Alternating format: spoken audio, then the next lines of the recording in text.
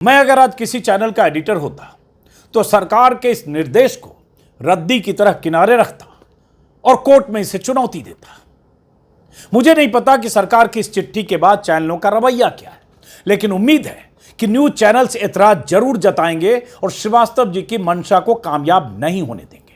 The wire से बातचीत में एसके श्रीवास्तव ने कहा है कि हिंदी चैनल वाले बैठने के लिए तशरीफ रखिए और बाढ़ के लिए सैलाब जैसे शब्दों का इस्तेमाल करते हैं, और यह सब कोई हिंदी भाषी कैसे समझ पाएगा। अब दर्शक होने के नाते मैं आपसे पूछता हूं, क्या आप सैलाब का मतलब नहीं जानते हैं? क्या आप तशरीफ रखिए का मतलब नहीं जानते हैं? दरअसल यह मामला जानने और नहीं जाने का है ही नहीं। मामला उर्दू को मुसलमानों की भाषा मानकर उसे चिढ़ने या नफरत करने का है।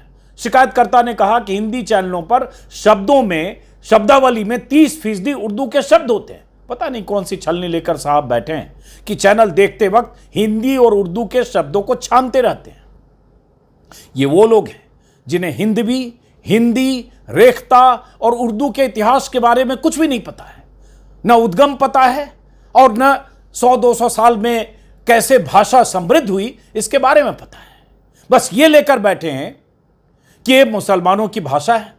हिंदुस्तान में उर्दू को बाबर अकबर लेकर आए थे, जबकि उर्दू यहीं जन्मी और यहीं पनपी है। सवाल उठता है कि चैनल अब क्या करेंगे। हमें इस बारे में भी पुख्ता जानकारी नहीं है, लेकिन हम चैनलों के रुख का इंतजार करेंगे।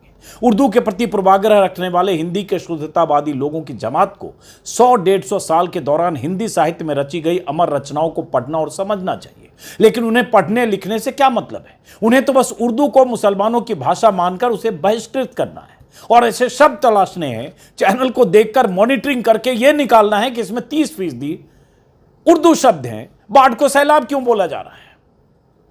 यह वही सोच है जिसके तहत कुछ महीने पहले महाराष्ट्र में एक नगर पालिका के साइन बोर्ड पर उर्दू के इस्तेमाल के खिलाफ कोर्ट में याचिका दायर की गई थी, और इसी साल के अप्रैल महीने में जब यह याचिका सुप्रीम कोर्ट के दरवाजे पर पहुंची, तब जस्टिस सुधांशु धुलिया और जस्टिस के विनोद चंद्रन की बेंच ने इस याचिका को खारिज करते हुए कहा था कि उर्दू भारत की मिट्टी की भाषा है। भाषा किसी धर्म की नहीं बल्कि समुदाय, क्षेत्र और लोगों की होती है। भाषा संस्कृति होती है और समाज की सभ्यतागत यात्रा का मापदंड होती है।